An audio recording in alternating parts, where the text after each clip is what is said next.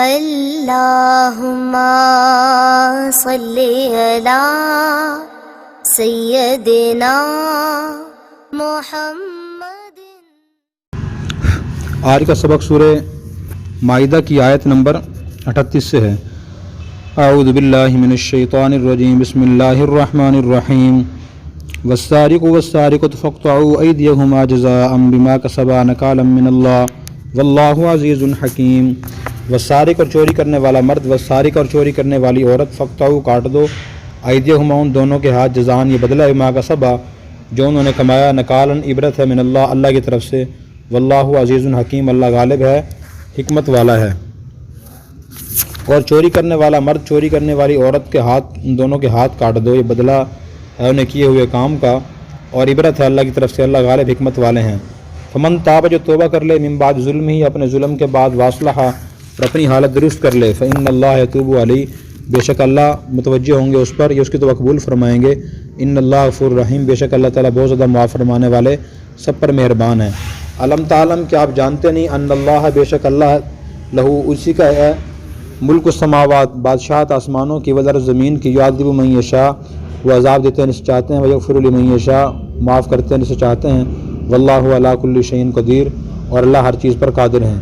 یا ایھا الرسول اے رسول، لا یحزنک آپ کو غمگین نہ کریں، الذین وہ لوگ یسارعون جو تیزی سے دوڑتے ہیں، فی الکفر کفر میں، من الذین ان لوگوں میں سے، قالوا جنہوں نے کہا آمنا ایمان لے آئے، بافواہہم اپنے منہوں سے، ولم تؤمن قلوبہم اور ان کے دل ایمان نہیں لائے، ومن الذین ہادوا اور ان لوگوں میں سے جو یہودی ہوئے، سماعون للکذب بہت ذرا سنتے ہیں وہ جھوٹ کو، سماعون لقوم آخرین بہت ذرا سننے والے ہیں دوسری قوم کے لیے، لم یاتوک جو آپ کے پاس نہیں آئی، یحرفون الکلم من بعد مواضعہ وہ تبدیل کرتے ہیں کلمات کو ان کے جگہ مقرر ہونے کے بعد، یقولون وہ کہتے ہیں، ان اوتیتم ھذا اگر تمہیں یہ دیا جائے، فخذوہ سے لے لینا، وان لم تؤتوا اگر تمہیں یہ نہ دیا جائے، فاحذروا تم بچنا۔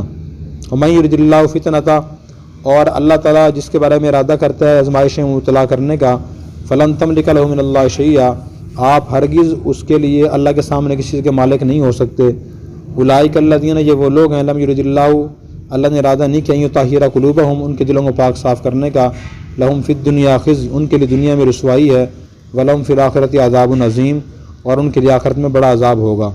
سماعون للکذب وہ جھوٹ کو بہت ذرا سننے والے ہیں، اکالون للسحت رشوت بہت ذرا کھانے والے ہیں، فإن جاؤک اگر وہ آپ کے پاس آئیں، فاحکم بینہم آپ ان کے درمیان فیصلہ کیجئے، او اعرض عنہم یا ان سے منہ پھیر لیجئے، وإن تعرض عنہم اگر آپ ان سے منہ پھیر لیں، فلن یضروک شیئا ہرگز وہ آپ کو نقصان نہیں پہنچا سکیں گے، وإن حکمت اگر آپ فیصلہ کریں، فاحکم بینہم بالقسط فیصلہ کیجئے ان کے درمیان انصاف سے، ان اللہ یحب المقسطین بے شک اللہ محبت کرتے ہیں انصاف کرنے والوں سے۔ وکیف یحکمونک اور وہ کیسے آپ کو حکم بناتے ہیں، ثالث بناتے ہیں، وعندہم التوراۃ جبکہ ان کے پاس تورات ہے، فیہا حکم اللہ اس میں اللہ کا حکم موجود ہے، ثم یتولون پھر منہ پھیر لیتے ہیں، من بعد ذلک اس کے بعد، وما اولئک بالمؤمنین اور وہ لوگ مومن نہیں ہیں۔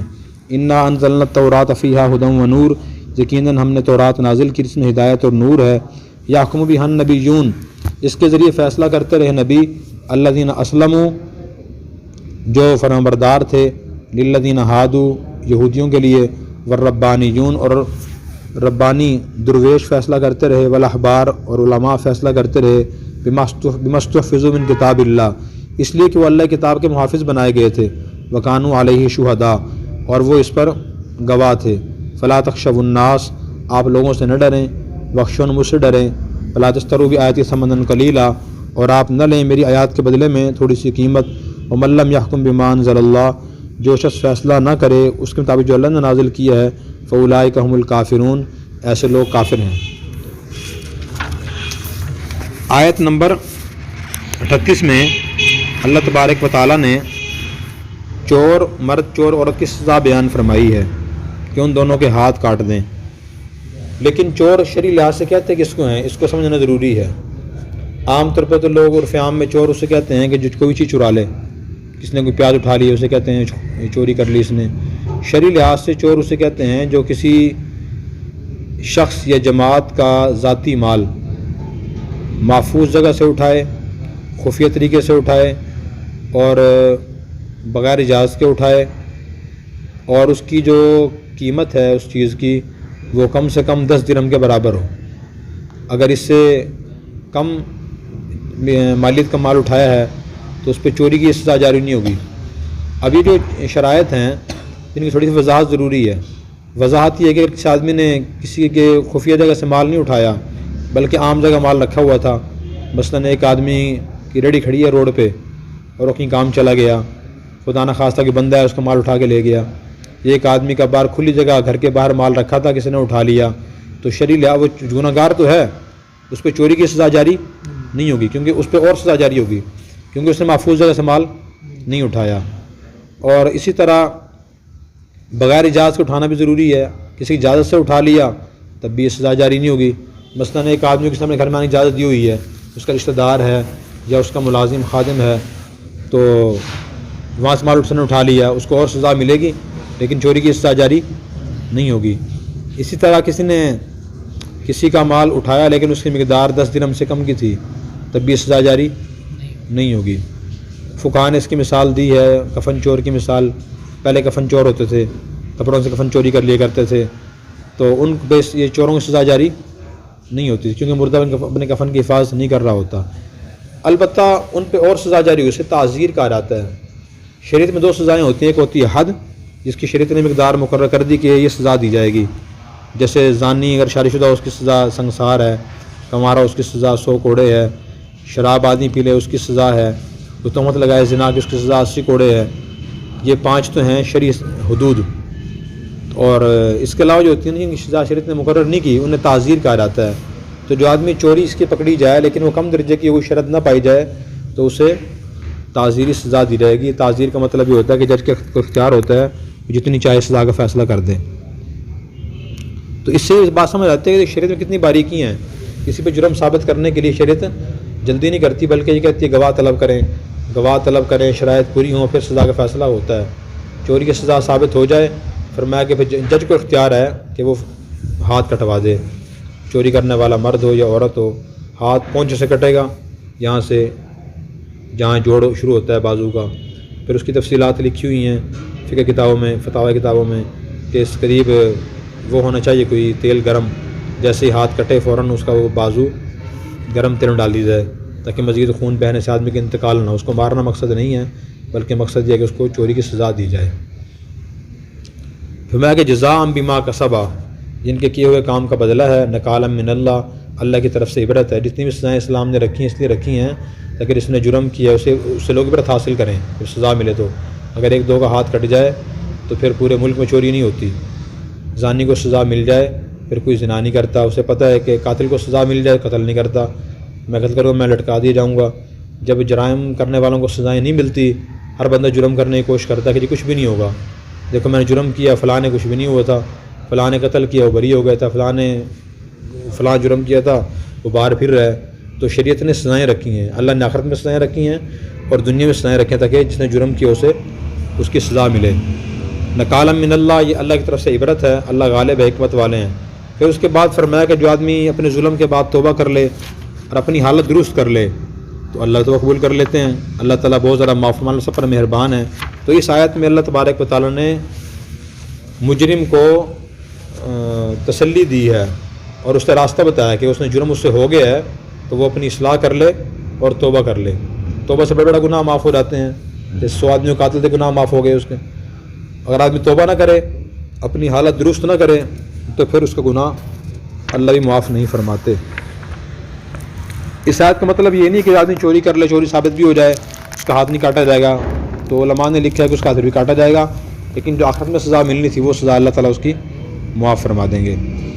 پھر اس کے بعد آیت نمبر 40 میں یہ فرمایا کہ آپ جانتے نہیں ہیں کہ اللہ کی بادشاہت آسمانوں اور زمین میں سے چاہتے ہیں اللہ عذاب سے چاہتے ہیں اللہ تعالیٰ معاف کر دیتے ہیں.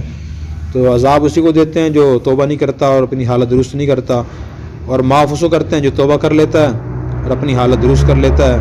اللہ ہر چیز پہ قادر ہیں. نبی کریم صلی اللہ علیہ وسلم نے بھی ارشاد فرمایا الطائب من الذنب کمن لا ذنب لہ, جو گناہ سے توبہ کر لیتا ہے اس کی مثال ایسے اس نے گناہ کیا ہی نہیں. صحابہ کرام سارے ایسے تھے پہلے, جب تک وہ زمانہ جاہلیت میں تھے انہوں نے جرائم کیے, لیکن جب مسلمان ہوئے سب گناہوں سے انہوں نے توبہ کر لی کہ آئندہ قتل نہیں کریں گے، آئندہ شراب نہیں پئیں گے، بدکاری نہیں کریں گے، لڑائی جھگڑا کس سے نہیں کریں گے، توبہ کر لی، وہ لوگ نمونہ بن گئے آنے والی انسانیت کے لیے۔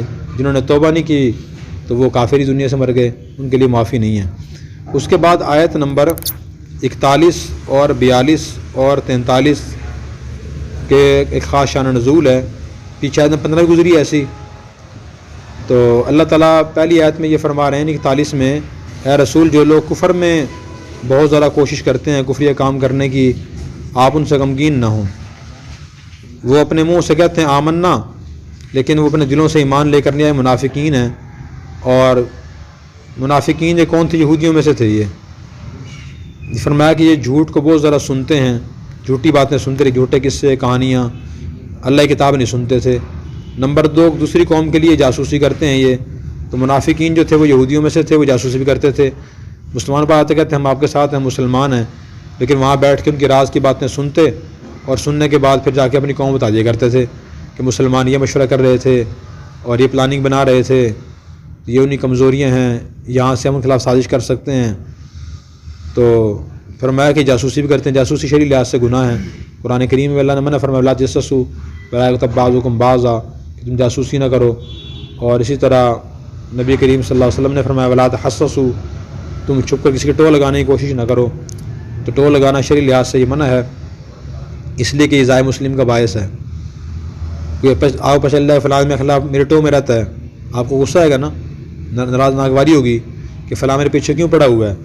اس طرح کوئی دوسرے کو اجازت نہیں کہ وہ آپ کو اجازت نہیں کسی کے پیچھے پڑیں، اس کے عیب تلاش کریں۔ پھر اس کے بعد فرمایا کہ تیسری خامی یہودیوں کی یہ ہے، منافقین کی، کہ وہ تورات میں تحریف کرتے ہیں۔ تحریف 2 طرح ہی کرتے تھے، تحریف لفظی اور تحریف معنوی۔ تحریف لفظی یہ ہے کہ الفاظ کو بدل کے پڑھ دیتے تھے، تحریف معنوی ہے غلط تشریح کرتے تھے اس کی۔ نبی کریم صلی اللہ علیہ وسلم کی جو صفات تھی، لوگ ان سے پوچھتے کہ تم اہل کتاب ہو یہ بتاؤ کہ حضور کی صفات، آخر نبی کی صفات کیا ہیں، تو بدل کے بتایا گیا، جو لکھی ہوتی تھی نا بدل کے۔ مثلا لکھا ہوتا تورات میں کہ نبی کریم صلی اللہ علیہ وسلم کا جو حلیہ ہوگا وہ ایسا ہو کہ آپ نہ بہت موٹے ہوں گے نہ بہت کمزور ہوں گے، آپ کا قد نہ بہت اونچا ہوگا نہ بہت چھوٹا ہوگا۔ اور لیکن وہ باتیں اس کو الٹ بتایا کرتے تھے کہ یہ تورات میں لکھا ہوا ہے کہ آخر نبی بہت اونچا قد کے ہوں گے، محمد تو ایسے نہیں ہے۔ پھر وہ کہتے کہ اس میں لکھا ہوا کہ یہ آپ بہت بھاری جسم کے ہوں گے، آپ تو بہت بھاری نہیں ہیں، اللہ نے آپ کو خوبصورت پیدا کیا تھا، نہ بہت آپ وزنی تھے نہ بہت کمزور تھے۔ پھر اس کے بعد اگلے جو الفاظ ہیں یقولون ان اوتیتم ھذا فخذوہ وان لم تؤتوا فاحذروا، وہ کہتے ہیں کہ تمہیں یہ چیز دیجیے، فیصلہ دیجیے، دیا رہا ہے تو لے لینا، یہ دیا رہا ہے تو نہ لینا۔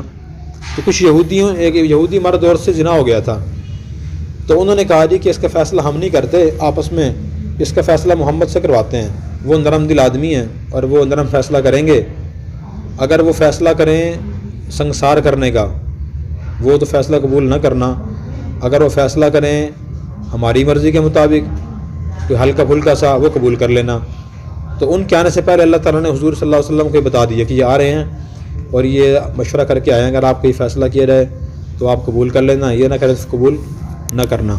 پیچھے تفصیل گزر چکی ہے کہ پھر یہودی حضور کے پاس آئے اور آگے پوچھا کہ اے محمد یہ بتائیے کہ آپ کی شریعت میں زانی مرد عورت کی کیا سزا ہے۔ تو عبداللہ بن سلام رضی اللہ تعالیٰ یہودی عالم تھے، بعد مسلمان ہو گئے تھے، انہوں نے عرض کی کہ یا رسول اللہ نے آپ کہیں کہ تورات لے کے آئے، وہ تورات لے کے آ گئے۔ تو آپ نے فرمایا کہ پڑھیں تورات میں کیا فیصلہ لکھا ہوا ہے۔ تو جہاں اصل فیصلہ لکھا ہوا تھا وہاں انہوں نے ہاتھ رکھ لیا اور باقی سنا دیا، کہنے لگے تورات میں لکھا ہوا ہے کہ اگر شادی شدہ مرد عورت سے زنا ہو جائے تو انہیں کوڑے مار دیے جائیں یا منہ کالا کر کے گدھے بٹھا کے شرم چکر لگوا دیا جائے، یہ فیصلہ ہے۔ تو عبداللہ بن سلام اللہ نے فرمایا عرض کیا رسول اللہ کہ ہاتھ اٹھا کے فیصلہ پڑھیں۔ انہوں نے ہاتھ اٹھایا اور فیصلہ پڑھا، وہاں یہ لکھا ہوا تھا کہ یہ سزا تو کمارے مرد عورت کی ہے، شادی شدہ مرد عورت سے زنا ہو رہا ہے اور ثابت ہو رہا ہے، اس کی سزا سنگسار کرنا ہے۔ تو پھر حضور صلی اللہ علیہ وسلم نے یہ فیصلہ فرمایا بھائی جو فیصلہ تورات میں لکھا ہوا ہے وہی فیصلہ ہوگا، اسی کے مطابق۔ فرمایا کہ اللہ تعالیٰ کے دلوں کو پاک صاف نہیں کریں گے، بدنیت لوگ ہیں، ان کے لیے دنیا میں رسوائی ہے اور آخرت میں سخت عذاب ہے کہ یہ اللہ کے فیصلوں کو تبدیل کرتے ہیں۔ اگلی آیت میں پھر یہ فرمایا کہ یہ جھوٹی باتیں بہت ذرا سنتے ہیں، رشوت کھاتے ہیں، حرام کھاتے ہیں، اگر آپ پاس یہ فیصلہ لے کر آئیں تو آپ کو اختیار ہے فیصلہ کریں یا فیصلہ نہ کریں۔ تو اس کتاب مفسرین نے لکھا ہے کہ جو غیر مسلم اسلامی سلطنت کے رہائشی نہ ہوں ان کے بارے میں اسلامی سلطنت کو اختیار ہوتا ہے فیصلہ کریں یا نہ کریں، لیکن جو غیر مسلم ذمی ہوں یعنی اسلامی سلطنت کے رہائشی ہوں، مستقل وہاں رہ رہے ہوں، تو ان کے بارے میں بھی فیصلہ کیا جائے گا اور اسلامی حکومت ہی فیصلہ کرے گی، اور جو عام قانون اس کا فیصلہ ہوگا۔ البتہ جو ان کے نجی قوانین ہیں، آئلی قوانین جنہیں کہا جاتا ہے، نکاح، طلاق کے، وراثت کے مسائل ہیں، تو ان کے بارے میں مسئلہ یہ ہے کہ وہ ان کے مذہب کے مطابق ہوگا۔ جو پاکستان میں عیسائی رہتے ہیں، دوسرے مذاہب کے لوگ رہتے ہیں، ہندو رہتے ہیں، تو ان کے نجی فیصلے ان کے مذہب کے مطابق ہوتے ہیں۔ طلاق کا مسئلہ ہو گیا، وراثت کا مسئلہ ہو گیا، نکاح کے مسائل ہیں، ان کے مذہب کے مطابق فیصلے ہوتے ہیں، لیکن کسی نے اسلام نے آسانی رکھی ہے۔ تو اس میں اگر آپ فیصلہ کریں تو فیصلہ انصاف سے کریں، فیصلہ انصاف سے کریں، بے شک اللہ تعالیٰ انصاف کرنے والوں سے محبت فرماتے ہیں۔ پھر فرمایا کہ ایسے فیصلہ کے پاس لے کے آتے ہیں جب ان کے پاس تورات بھی ہے، اس میں اللہ کا حکم موجود ہے، پھر یہ منہ پھیرتے ہیں اس کے بعد یہ، اور یہ لوگ مومن نہیں ہیں۔ پھر اس کے بعد انہی کو اگر آیت نمبر 44 میں یاد دلایا گیا ہے کہ تم پہ یہ تورات نازل ہوئی ہے موسیٰ علیہ السلام پر، تمہارے جو آباء و اجداد گزرے ہیں ان میں انبیاء علیہ السلام گزرے ہیں، علماء گزرے ہیں، درویش گزرے ہیں، وہ سارے فیصلے تورات مطابق کرتے تھے اور وہ اللہ کی کتاب کے محافظ تھے اور اس سے گواہ تھے۔ وہ تمہیں چاہیے کہ تم اللہ کی کتاب تورات پہ ایمان لاؤ اور فیصلے اپنے اس کے مطابق کراؤ، فیصلے اس کے مطابق کرو آپ۔ اگر آپ اس سے ہٹتے ہو فیصلے سے تو پھر تم مومن نہیں ہو۔ اور فرمایا کہ لوگوں سے نہ ڈریں، آپ مجھ سے ڈریں اور فیصلہ انصاف کے مطابق کریں۔ پھر فرمایا کہ جو شخص فیصلہ نہ کرے اللہ کی تعلیمات کے مطابق تو ایسے لوگ کافر ہیں۔ اللہ تبارک و تعالی ہمیں قرآن کریم سمجھ کر عمل کرنے کی توفیق عطا فرمائے۔ اگلی کتاب دیکھیں۔